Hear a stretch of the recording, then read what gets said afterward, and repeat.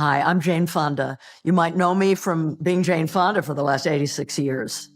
So I know a lot about aging well, and I'm here to tell you something very important. He was the picture of dignity and restraint, one of Hollywood's most admired leading men, while she grew into a bold, outspoken force who refused to stay quiet or small. To the public, the Fonda name stood for talent, honor, and legacy. But behind that famous last name lived a relationship marked by distance, silence, and emotional confusion. Jane Fonda and her father, Henry Fonda, were never truly close, and for decades, Jane hid the truth to protect both his image and her own heart. Now, at 87, she is finally opening the door to what that relationship really felt like, and her honesty reshapes how we see one of Hollywood's most iconic families. Jane has spoken openly about something that once felt unthinkable to admit. She didn't really like her father growing up, not because he lacked integrity, but because he lacked warmth. Their bond was built on respect without closeness, admiration without comfort, and love that was never spoken out loud. What Jane reveals today exposes the emotional cost of growing up in the shadow of greatness and the quiet pain that followed her into adulthood. Jane Seymour Fonda was born on December 21, 1937, in Manhattan, New York, the daughter of Henry Fonda and Frances Ford Seymour, a Canadian-born socialite. Her lineage was a complex blend of European roots, Italian, Dutch, English, French, and Scottish, reflecting a family history filled with tradition and expectation. She was named after Jane Seymour, the third wife of Henry VIII, a distant relative on her mother's side, and as a little girl she was affectionately called Lady Jane. It sounded elegant, but it masked a childhood shaped by emotional instability. Her early years were a mix of privilege and deep trauma. When Jane was just 12 years old, her mother died by suicide while receiving psychiatric care. The loss shattered her world, but the silence surrounding it cut even deeper. Her father never spoke openly about it.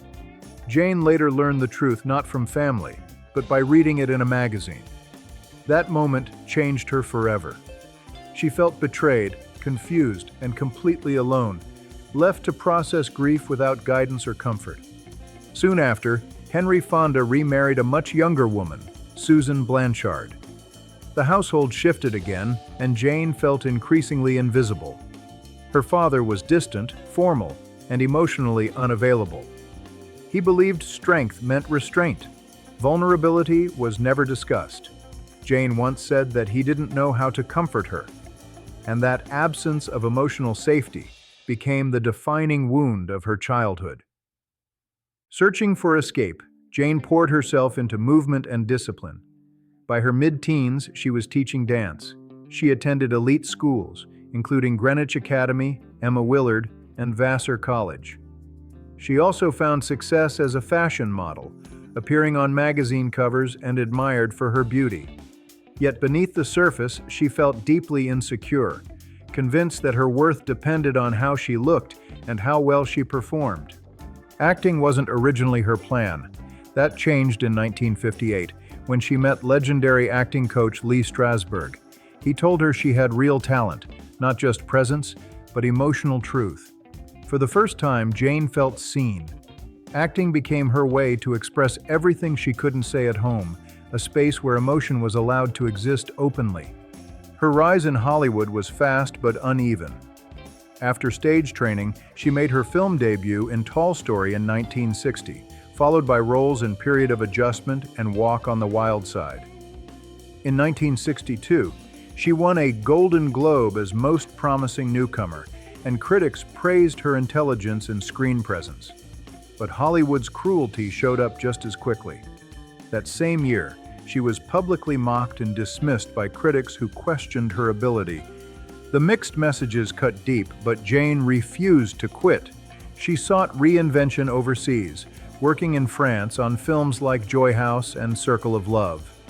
One role sparked controversy due to a nude scene, something almost unheard of for American actresses at the time. Jane wasn't chasing shock, she was chasing freedom. She even turned down a major role in Dr. Zhivago, trusting her instincts rather than the safe path. That courage paid off in 1965 with Cat Ballou.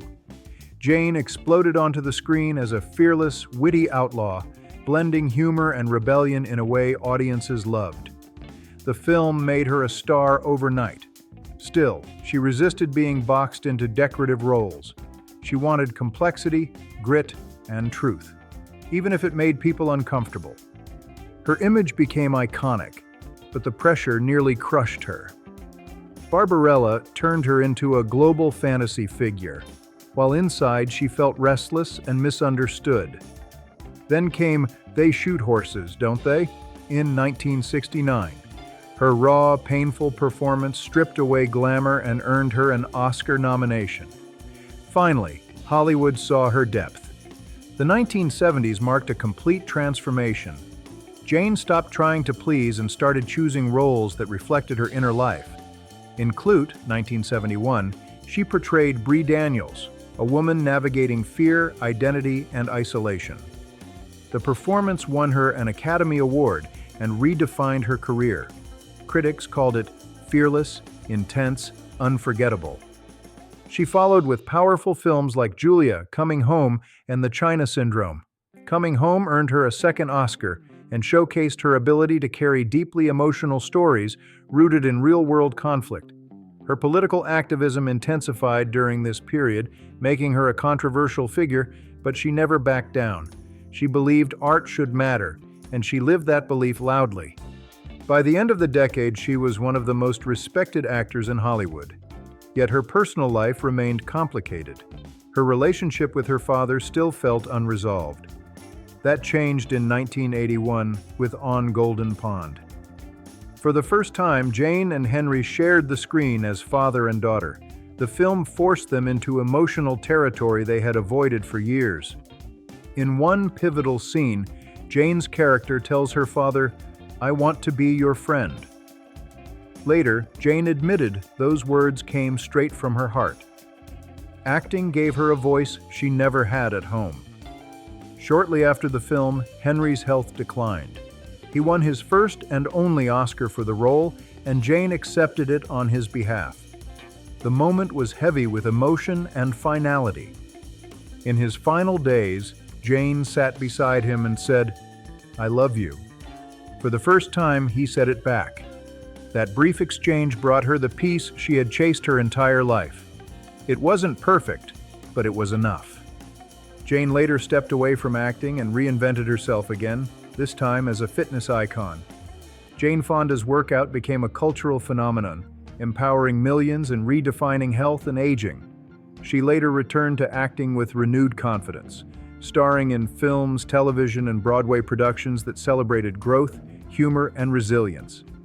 Her personal life included 3 marriages and years of searching for love and validation.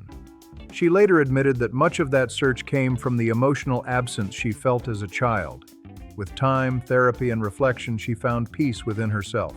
In later years, she embraced spirituality, meditation, and self-compassion. Jane also faced serious health challenges, including cancer. In 2022, she announced her lymphoma was in remission, another victory in a life shaped by endurance. Now, in her late 80s, Jane Fonda looks back without bitterness. She understands her father better than ever. "He couldn't give what he never learned," she says. That realization freed her from resentment. Jane Fonda's story is not just about fame or family legacy.